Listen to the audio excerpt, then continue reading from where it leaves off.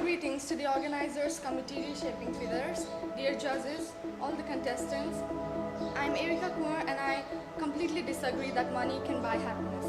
Dear brothers and sisters, the foremost thing I would like to say is that truth is what you believe in and faith is having a reason.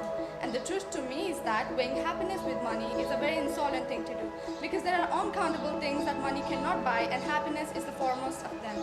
Dear all, have you ever noticed the changes we have been facing all these years? Human buy happiness starts to give them happiness, but the bitter truth is that they have forgotten to generate happiness on their own. The world had changed in such a way that money is greater than love, relationships, and lives. And shamefully, we are here to talk about why money can or cannot buy happiness. It's obvious that no amount of money has the strength to buy a pinch of happiness. When I heard about the topic, I felt like people have mistaken the definition of happiness. I would like to say it out loud and clear that happiness is a feeling. I repeat, happiness is a feeling that creates and comes from within. The joy and the feeling of satisfaction one gets. Now tell me how a paper printed by a machine can buy happiness. You being a homeless child, tell me how you can buy family with money.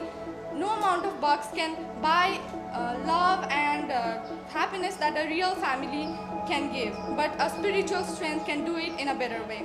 If you have that power of considerations, you know what? Sometimes consideration is a must. You must consider things that cannot be regained in life, and for this, the power of courage and strength is important. Unfortunately, the bucks you have cannot buy you the strength and courage. When I ask my opponents the definition of life, then I warn you, don't say that life is a garden of roses and thorns. Rather, replace the term roses with thorns with marigolds. Because you are the ones to insist that happiness can be bought with money. So you are living life in such a way that money has been separating the thorns for you and you're walking in the bed of rose petal. Can't you see happiness through a different perspective? Happiness is such a big thing that lies in small things and comes up in an unexpected way. You know what brings happiness to Arunima Singha? Having a single leg and being able to climb Mount Everest and earning respect and love from a lot of people brings her happiness. You know what brings happiness to Lakshmi Agrawal? Facing an acid attack and still sharing her dreams amongst a lot of people who listen to her to get inspired brings her happiness. Trying to discover beauty behind her burned face gives her the feel of living. You know what brings me happiness? Sharing Dido Gundruk with my parents in a small hut rather than striking glasses of wines through the laptop window in case of the family who wants their children to buy a nice future with family. I have an example that will distinguish between strength and money. For your own, money is the water and strength is the antiseptic cream. Money can prevent your own from infection, whereas antiseptic cream can help in blood clotting. The next example, if you had a choice to make, then would you study MBBS in scholarship or by paying?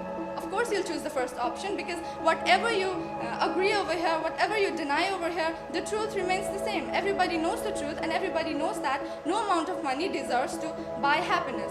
You buy lies in the name of happiness and get trapped inside the fence of dissatisfaction, fear, and all you're left with is your melancholy cosmos. You cannot distinguish between pleasure and happiness. Pleasure is a short-term joy that everyone can buy, whereas happiness is a long-term joy that everybody requires, but very few people come to understand it and they achieve it finally. As a conclusion, I would like to say that no amount of bucks can buy feelings, and happiness is the greatest feeling ever. Thank you.